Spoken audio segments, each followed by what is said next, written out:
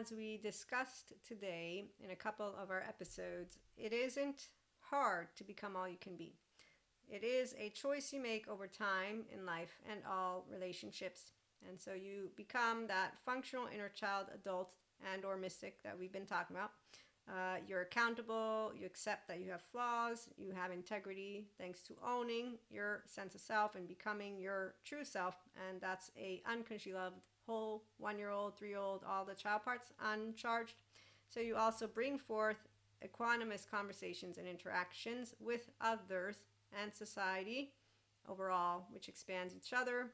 It also expands societal consciousness, since we're in the midst, as always, on evolution and concepts that are, well, evolution, I'm going to put the word to the side, but human evolution happens with cultural societal change, which also are those universally accepted concepts. And at this point, we have a universally accepted shared consciousness concept with mysticism, spirituality, and sciences for the 5D collective. So bringing sciences, some spiritual, and I'm trying to think of words that I use, but also to remind you that I use words in different ways here. And that spiritual is from my own experience. Yes, I know a gist of a lot of things. That's why I'm always learning from new people. But essentially, societal consciousness and humanity continue to evolve into new dynamics, right? That infinity. And so mysticism today is not the same as it was for ancestors, nor is spirituality or religion for those of us that come from religious institutions that don't welcome the shared consciousness sphere, Reiki. We are not going to say we're not of faith. We are of faith. We are of Holy Spirit. We're just not welcomed by those that we were raised by, and not by all. It's just by some. And so we know who the weak people are. They are the mean ones and the cowards who don't heal with good therapists their inner child and bring their inner child out to play. So they don't learn their ventral energetic spectrum, their ventral vagal. No, they follow 3D, 4D figures, public figures, who tell them to stay in a threat response.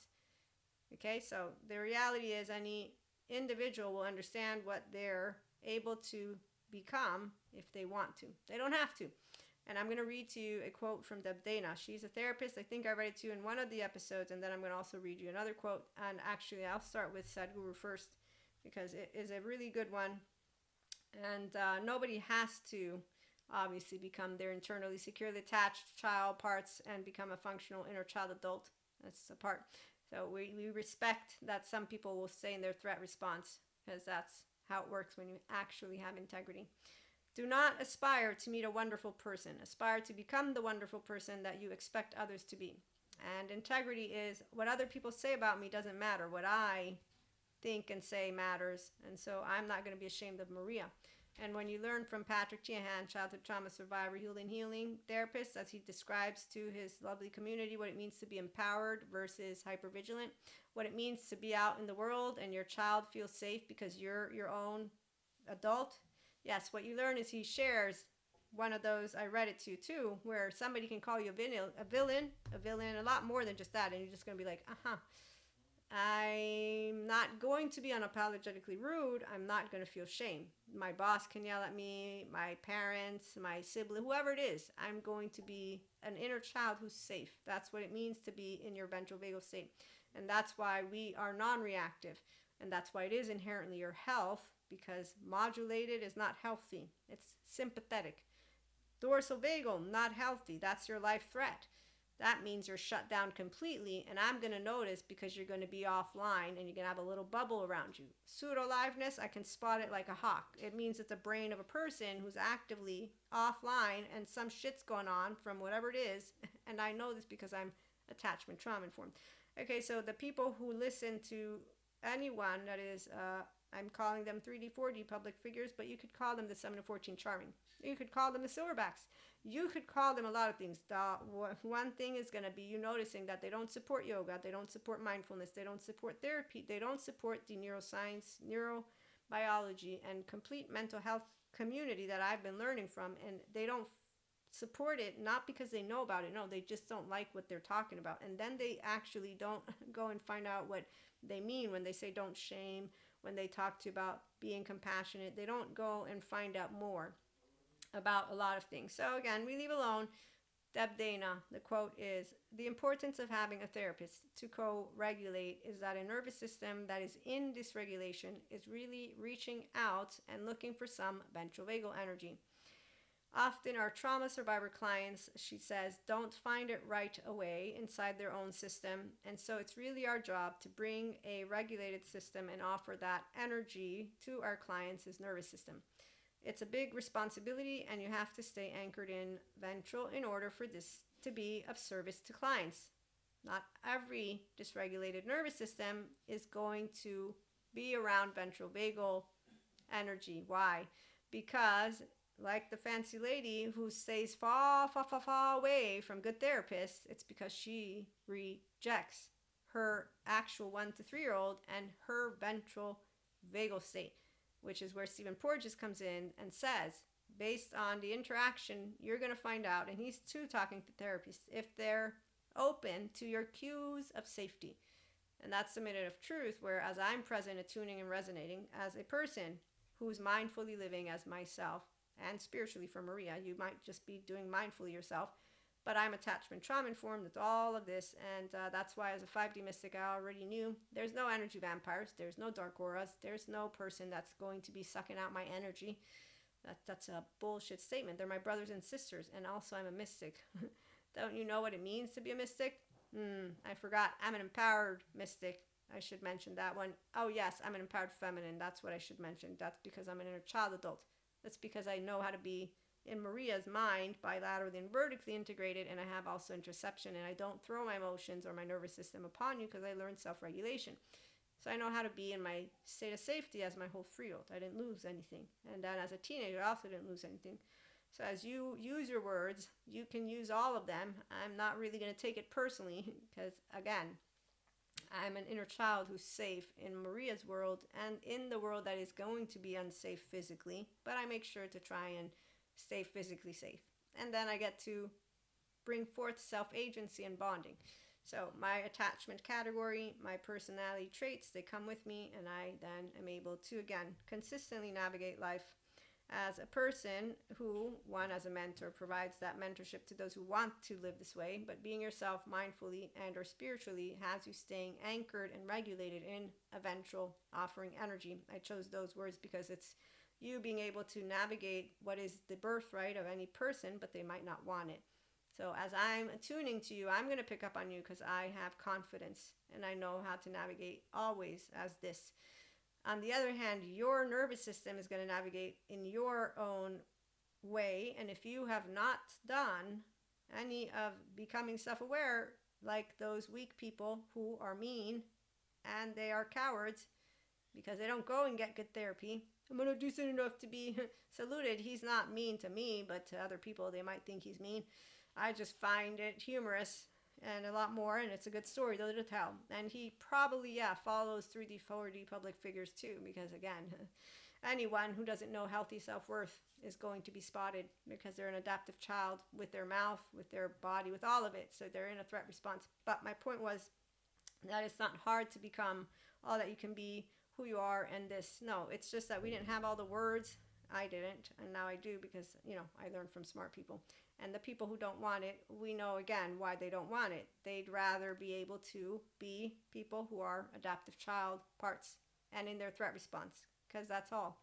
That's really it. They don't get the information. They follow the ones who tell them it's bad. They don't look into yoga, mindfulness, meditation, and why it's good for you. And they don't believe the trauma therapist. I mean, the reality is it depends. When somebody says, I found it hard to believe the first years of life, and you're actually telling them you're learning from smart people, there's nothing for me to say except for, I mean, you find it hard to believe that scientists are giving me explanations to why you have potential, and that's not you per se, but we're having a conversation. I know why people have maladaptive patterns of behaviors. I know why they're promiscuous. I know why they do drugs. I know why they drink. I know why those college students didn't do shit meaning they were fucking and miserable. I didn't do any of that. I just thought it odd. If you're fucking and miserable, why are you fucking? I don't care about the word promiscuity. I'm just thinking, what's up with the brain of yours? Do you not know how to enjoy life? I mean, so their answer was not something that was like, wow, yeah, they didn't give me an answer. It's just like, no, I want to, but I don't. It's called inconsistent brain. That's what happens when non-bilateral integration is taking place, because you don't have a inner growth mindset. You got an inner shame cycle going on with an inner critic, outer critic, and a nervous system that doesn't, oh look, have a cue of safety inside it. You're still the same teenager, and you're still insecure the same way you were as a teenager, is how I could break it down to you, which is why, again, the weak ones are the cowards who aren't going to therapy while they think they're badass with all their stories. Really, they're not. They do not aspire at all to become the wonderful person that they want others to be.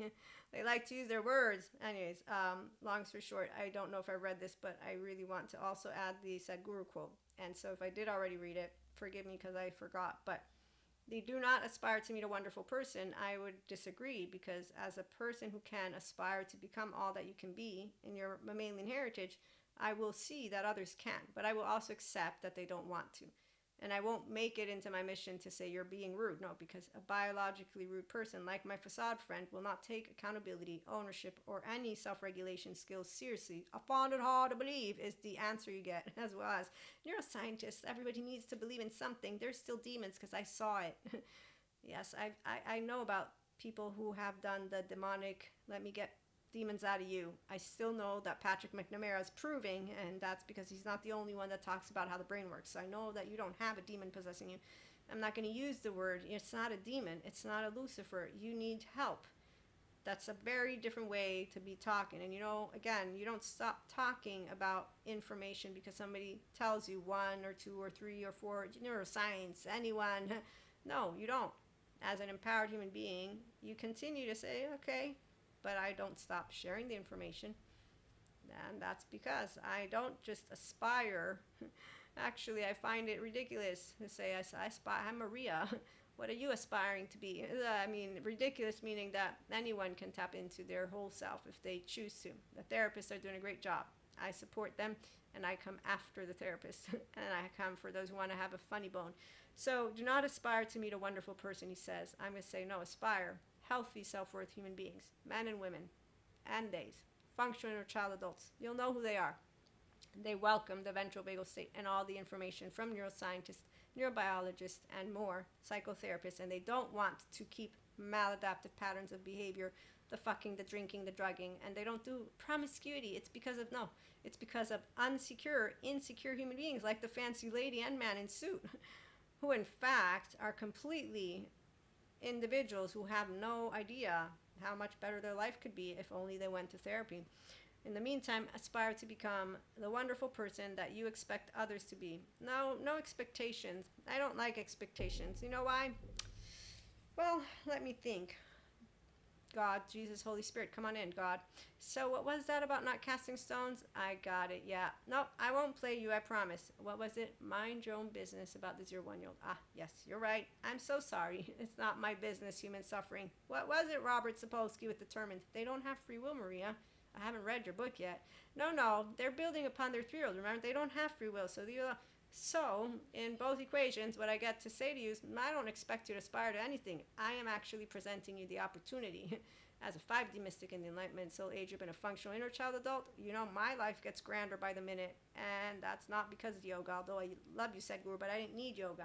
As my ventral vagal nervous system didn't need toning with yoga. I've done the yoga. It's amazing, but I'm good even without the yoga. Oh, mindfulness. As a practitioner, I can tell you I've been doing mindfulness with mindset and mindset skills my entire life because I can have the feelings of my body and my brain. It's called introception. I didn't realize it was a gift. It's called the sixth sense. You all can have it if you have a good relationship. It's called somatic. So DNA could be why I can feel so deeply. Also, I'm a woman with those who like to believe in gender stereotypes. I'm not chaotic, although some might beg to differ. And that's because they might have heard me insistently tell them something, and I was not chaotic. And I don't get chaotic, but I can be a very repetitive person. That is true. And I can be obnoxious. That is also true. Yes, I accept my weaknesses and flaws. And then I accept that if you don't know how to handle me well, I am an empowered feminine after all, but I don't do anything by myself. All by myself. No, I don't. I actually like to co-regulate with the empowered men and the empowered women who allow me to be a little bit obnoxious. And that's because I'm not obnoxious to them. That's what happens when you get to be yourself mindfully, spiritually, with others who are anchored and regulated in their ventral vagal state because they want to be their gooey ooey-ooiness. Oh, also because they love to hang out with you. It's called We Love Each Other for real, not pretend. It's called Differentiated Selves. Manny, Diego, Sid. It's a whole bunch of us with Cusco and Pacha, but we're all Pachas. Okay, so they're all here with Pachas. When I talk about them without Pacha, then I'm just, no, well, usually it's going to be, okay, so when we think of the ones who do not want any of that which is Funland, it's Ursula from The Little Mermaid. You poor unfortunate souls, so sad. But true, they go to the fancy lady and the man in suit. Let me think. No, you know what? For the man in suit, we're going to use, there's a new cartoon. I need to find out the name of that dude. Yeah, that's who he is. Totally. I'm going to have to find out that name so I can use that. So we got Ursula, although I don't think that lady has any mystical powers, although she did want to give her predictions. I'm thinking she thinks she does. But I leave it alone because I don't even know what her past is except for she doesn't want to heal. So does he. And they are therefore there for the ones who don't want to heal. Then we have Cusco without Pacha, and it's the first half of the movie. Those are all the, well, who are they? I don't know yet. But then we got the squirrels from Cusco Land, and those are all the unhealthy, anxious ones in Grandiosity of Terry Reals. He has this lovely little unhealthy rhythm thingy. I forget what they're called. The ones that are a grid. And he does the relational therapy stuff. It's really awesome. So you got anxious and avoidant.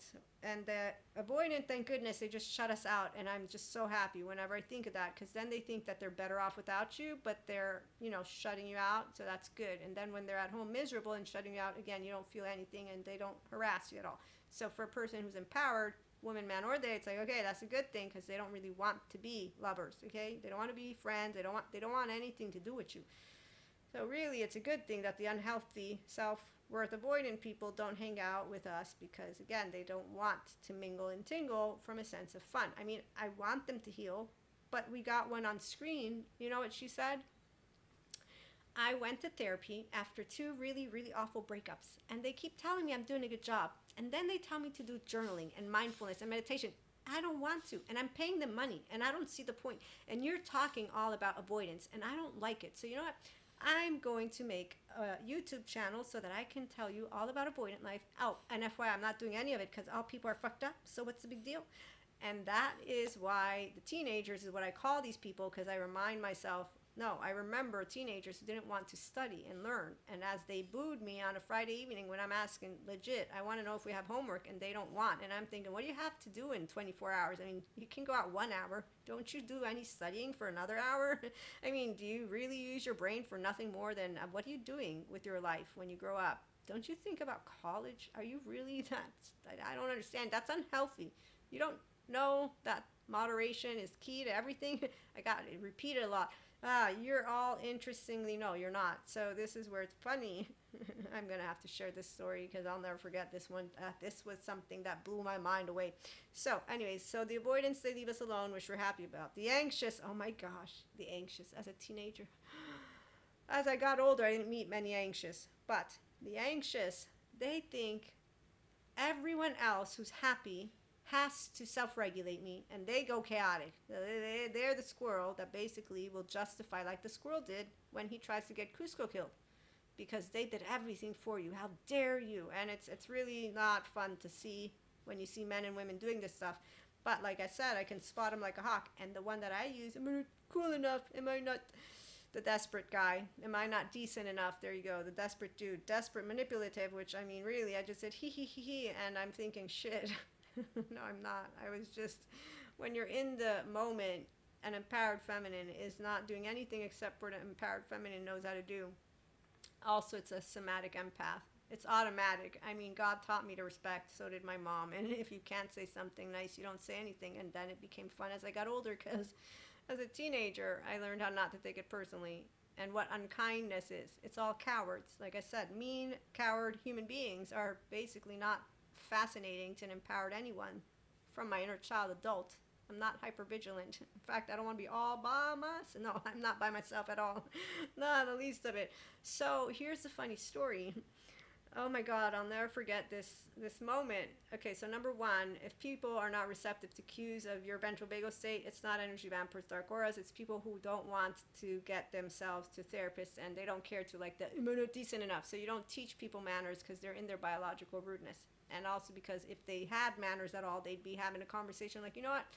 So sorry that when I got drunk and I had just a really bad mood, I really, I'm sorry that I acted like that. Like seriously, the fact is, none of the people who are facades, like my friend, my facade friend, if they don't claim ownership of their child parts and their bad manners, it's not bad because no, it's I mean, I find it more and more ridiculous as Maria when I'm out around my one friend. You know you want it. Why don't you give it to him? As he scoots away, I'm like just perceiving his little 3-year-old and his 16-year-old, and I'm like, this is hilarious. I'm finding it hilarious to be out when I'm with anyone who represents a person who could do better, but they don't want to. They're still doing great. I mean, I love all my friends, again, facades and not, but I'm just like, oh, there's the little one. He's so cute. This one, a friend of mine, he's amazing. I love this guy. The last time he did this thing, you don't want to introduce me. You're ashamed of me. No, I'm not. Come on over. Let me introduce you. So, the story. I'm out with friends and I witness something that I just went home and had to share with my primary caregiver. I'm like, okay, this is what happened. Remember time? So I know I'm getting older because I'm getting wrinkly. I can see it on my face and my body, but even more as I'm. Okay, does anybody remember not having money as a teenager? Okay, so I'm a smoker, ex-smoker, but I still smoke cigars. So the reality is I could still be considered somebody who is poor, for example. Okay, so, but in a different way as you grow up. But I'm a teenager. We're all poor in college also, some of us at least. So, you know, bumming cigarettes off each other becomes where some people say, actually, you know what, culturally speaking, that's the Neapolitans. They're really, really amazing. We don't do, you owe me a cigarette. My American friends were the only one like, you bummed the cigarette off of me, don't ever forget to give it back. And I don't want to generalize or do stereotypes, but that was one of the biggest differences between the American friends I had and my Neapolitan friends, which is we shared the wealth. We all had a little, but we would share it. And we wouldn't be like, oh, look, you owe me 5, 10, 20 things, okay? That's instead every single one of the American friends as a teenager, again, it was, you owe me this, it was like even to the cent, like what you owe me 1 cent. I'm just like, okay. So I understood biculturally how to handle this stuff, but I'm like, I'm in with my Neapolitans. It's family. And then when I have my Americans who are like that, I'm like, yeah, you'll love the Neapolitans because we are a family that doesn't hold count in this way. So putting aside the cultural stuff, so I'm out and I'm sharing the story. Okay, so when you have no money and you're basically a poor teenager, I'm out with grown-ups, human beings, okay, that are watching. You're still here. These are grown human beings, and I forget how old, but past the 40 years of age. And these are Neapolitans, okay? So this is not actively, I don't have the best manners always. I will say that. I know sometimes I'm socially awkward in a lot of different circumstances. I'm thankful to have people who can support me and let people know I can speak up for myself too. So like one of my friends, I'll never forget, as I am engaging with him, the first thing I tell him is something about you look tired or you look pale. And he's like, Maria, that's not really a nice way to welcome me. And I was like, I'm so sorry. Where are my manners? And so, you know, when people point out something, I'll apologize, but sometimes I won't think about these things. And so that's the part of why sometimes somebody might perceive you as something that you're not, but you won't know it if they can't tell it to you. At the other times, sometimes they don't even want to have a conversation about it, right? So anyways, we're all flawed and imperfect. So back to the story. I'm out with these people. They're acting like stingy ass teenagers. I mean, and these are not teenagers. And then it's not only that. They're talking in a way that takes me back in time, and they're teenagers with gossip. I don't even remember what, but it was just everything. Their mannerisms, the stingy with money, and the way they were handling conversations about work and life. And I'm like, what the fuck? This is ridiculous. And as I'm sharing this, I also engaged in another conversation about that time, which is that all these kids did not have each other's back. So I'm presenting immature, not of word, not of sharing. So they're not a group of people, in fact, that was welcoming. A group of people that are all taking, and they're actively also spiting each other and stuff like that. Like, I mean, again, I'm giving you a gist of energy, but as I'm sharing this stuff, there are others who disagree. They beg to differ, but they also get defensive and protective of those of the group because they were friends with these people, okay? So the protective defensiveness is because of they're good people, and I'm like, I'm not saying they're not good people. I'm saying that they have very poor, it's the boundaries, but really what I should share, because see, to me, I'm trying to help you understand that those child parts, they stay leading with your 16-year-old. That's how I get to perceive people at this point, with all the data that I get from attachment trauma, because I'm learning all the time, and as a person who is a mentor and a mindfulness practitioner and mindset and all that mindset. So I'm now out whenever I am, and this has become more and more familiar when I'm sharing with you stories of what I actually am perceiving. And so in this instance, these individuals, and this has happened to me more than just the group that I'm mentioning, and in the years, like the past 3 to 4 years, where people who are, I'm going to protect these people because they sense and perceive their, basically, this is where we have codependent type behavior, equally boundaryless people, and I'm going to allow myself to be a defender of a group of people who are not actively with integrity or healthy boundaries. Okay, so that's the best way I can bring it to you. There's a group of people that do this, and I've spotted them, and they don't ever really enjoy when I say no. I say, I'm not saying they're bad people. They're not bad in the sense of they're bad, no, but they're not people who have a level of healthy boundaries and sharing the wealth and being people who care in a way of being wealthy and abundant. FYI, they're in a threat response. They're in a maladaptive pattern of behavior. They're all adaptive child parts. In fact, all these people that I can think of, and just group them all up, they all have a childhood and more from environments that I know of. I'm talking to my teenage years. I knew these groups of people.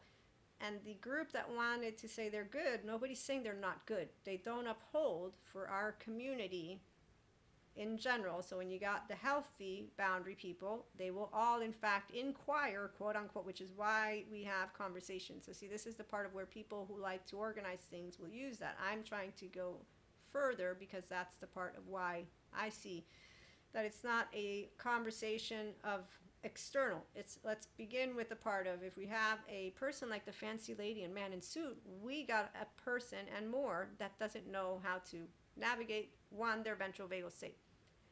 They're stingy with their energy. They're rigid, chaotic. They think they know values, and they don't, because the minute that you are behaving in a mannerism that is your modulated embodiment, which is your sympathetic, you don't have integrity. You got a brain that's dumbed down because now you got your 3-year-old involved. That's what I know, because your threat response involves your brainstem, not your prefrontal. And here's Robert Sapolsky with his determined equation, which is where, when you find people who are ignorant about all these topics, I find it hard to believe, they don't understand why your teenager comes with you and becomes and stays the leader of yourself in the absence of you having any integrity, unless you take ownership of what you're bringing to the table. So stingy, I'm not the richest person in the world, but anyone who is not rich still has the capacity to be person who shares. These grown-ups, they actively were completely stingy like their teenager self, and in a way that wasn't even graceful. So I don't even want to go and describe this. I was just completely shocked that I was in the situation I was in, because it was odd and felt like time had not passed, but I knew time passed.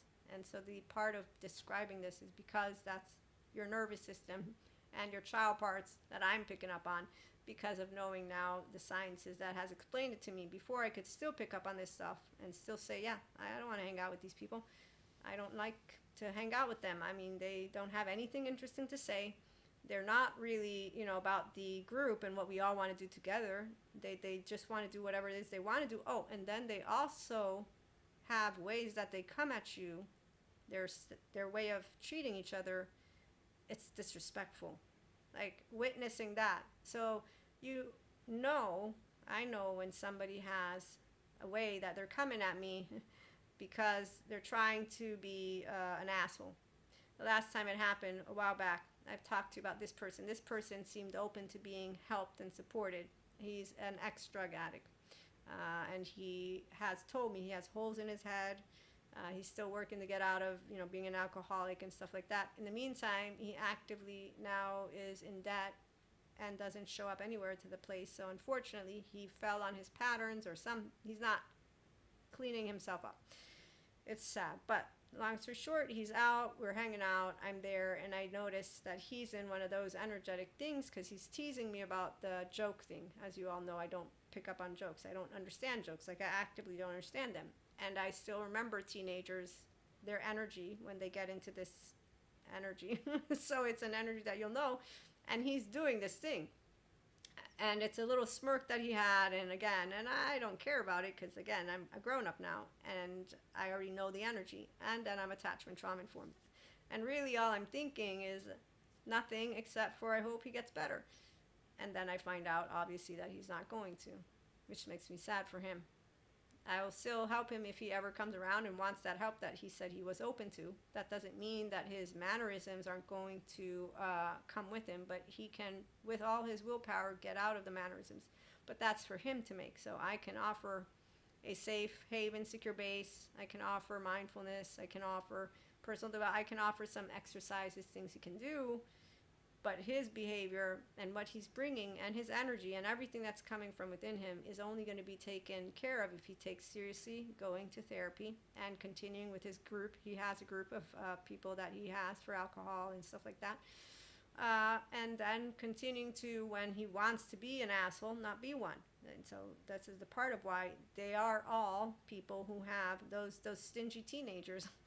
They don't need to be justified.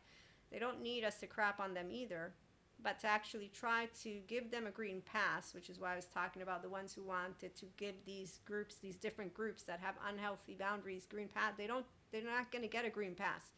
Nobody's going to say that they are evil, Knievel, medieval, but they're not members that have integrity and are bringing to our society that which is something that can have all of us flourish. No, actually, they are part of the same threat response and community as the fancy man and woman in suit. They're equally in there. So they're a group of people who have a low frequency and have maladaptive patterns of behaviors, fucking, drinking, drugging. They're not promiscuous because they have to be. Doesn't matter. They're in a shame cycle, blame, fault, revenge, envy. They're all people who don't care to get themselves healed and healthy. And they actively think that we have exaggerated to talk about how to be non-reactive. No, we haven't. As we move forward, luckily for our society, we have enough smart human beings, in addition to what I try to share consistently. Sharing, be yourself, but to be yourself again. You claim yourself, you love yourself, there's a journey, and then we continue it. And when we're walking, the important part is that as we walk the streets, we get to give those who want the opportunity to welcome something new. And that is an honor always. So I got the opportunity to do this thing once. And that's something we've talked about, but I don't want to keep us too long. But I had the opportunity in the presence of a reaction that is not wanted. It's a reaction for a reason, and it's not small, big trauma. Giving somebody the opportunity to instead experience that ventral vagal energy, experience being welcomed with flaws, with integrity, with healthy boundaries, being able to be an empowered feminine and woman and individual who's part of the herd, who can stand and say, I see you and I see the beauty that you are. And also give you the input of what a healthy self-worth human being in a community does by actively, though, having honest and authentic conversations. Okay, so the part about us being able to do that is because we present the opportunity. The accepting that some don't want it, that part is easy too. When people are wanting to, again, justify anyone that doesn't have good manners, everyone has different ways. People think that I am more flexible, which is true compared to others, but I'm not flexible in the way of let me give you a green pass. It's more of I have knowledge that tells me that they're not choosing their rudeness. They actively were raised by rude people themselves. And the only way they can learn unrudeness, because the only way they can learn how to be in their ventral vagal energy is only if I'm going to maintain an anchor in mine. Otherwise, you're just giving them what their nervous system already knows, so they're not learning a new sensation. Their nervous system is not being reminded of the opportunity that they have, and they're not being given what is an actual interaction that can inspire their infinite higher human conscious potential experience. And that's because if you treat them the same way they were treated, that's the only reality their body knows. That's the only sensation their nervous system knows. And here's where I'm going to close out with the I don't know how it is to ever be shamed, which is why I will not ever be able to understand any human being who will have become and or stayed and or been defective, broken inside. I can understand the explanation. But what I'm trying to say is, as a human being who didn't have any of this shame stuff, when I've seen cowards as I grew up, today I have an explanation for them. You ask me what I think about those who don't go and get themselves healed. I will very easily say, go get yourself healed, because I believe in you and I believe you have the same 2 hands and 2 feet. But then somebody will say, you know what, you just want one emotion. And because you don't know suffering, you shouldn't talk about emotions or about life, okay? And this is that part of when people are being able to see that somebody can navigate a plane and they're being given an opportunity and they're rejecting it or finding it uncomfortable. And that's called fear, and that's called a coward, and that's called a child that could use Patrick Tiahan. But this is that part of why I also find it quite beyond a shadow of a doubt unimpressive, the 4D mystic community that wants to label people energy vampires and dark auras. And while they're going to continue with their stories, we at least here are not, because again, nobody's anything except for a person who can, if they want, choose to access what is their humanity through explanation, but really through going to therapy. And then when they meet ventral vagal nervous systems, they will have the opportunity to be treated with a non-reactive, empowered, restorative embodiment, self-aware, accountable, regulating, mindfully living, loving human being who might not be liked because am I not decent enough to be saluted got the same, you're not being saluted. In fact, his passive-aggressive way to say, at least you looked at me, was because he was next to my friend, that other friend, and I had no other alternative, since he made me very well aware of his lack of feeling decent, to at least the very bare minimum look at him. But reiterate, I said no to friendship a long time ago, and I will keep my position. And then being told, well, you could be a little bit more flexible. No, thank you very much for your opinion. I'm not going to become flexible, because there's nothing to be flexible with any person who does not learn how to be a healthy adult with self-awareness, accountability, and regulation in their ventral vagal state. Because the reality is that's a functional adult for you. I'm a functional inner child adult, because she doesn't get offended, because again, my ego is not sensitive. And that's with all of those who are my herd. So, oh, by the way, yes, our oversoul. We don't feel misunderstood by our oversoul. We don't do the teenager thing. We have face-offs with our oversoul. That's why we don't have any tragedy with our twin flame or soulmates or twin flames. Some of us have more. More is not because we have more experience, although that is the cop-out excuse of those who will have thought that they are superheroes, but then they're controlled. And that's for another story. But in the meantime, thanks for stopping by. I hope you enjoy. And again, we'll be back with more. Share. It helps the channel grow. See you again soon.